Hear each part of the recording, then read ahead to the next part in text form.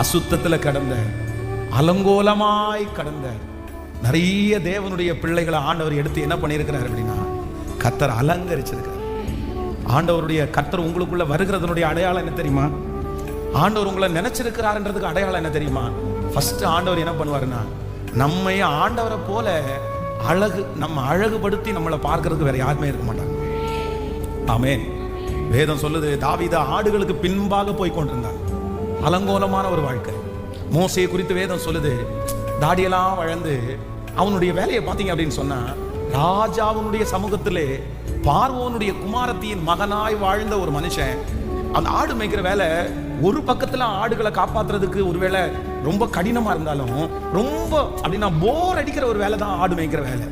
நல்ல புல்லுள்ள இடத்த கண்டுபிடிச்சு அந்த இடத்துல ஆடுகளை நம்ம விட்டுட்டோம்னா, அந்த ஆடுகள் பாட்டுக்கு மேய்ஞ்சிட்டு இருக்கும். அந்த ஆடுகளை பார்த்துட்டு சும்மா ஒரு இடத்துல வேடிக்கை பார்த்துட்டு இருக்கணும்.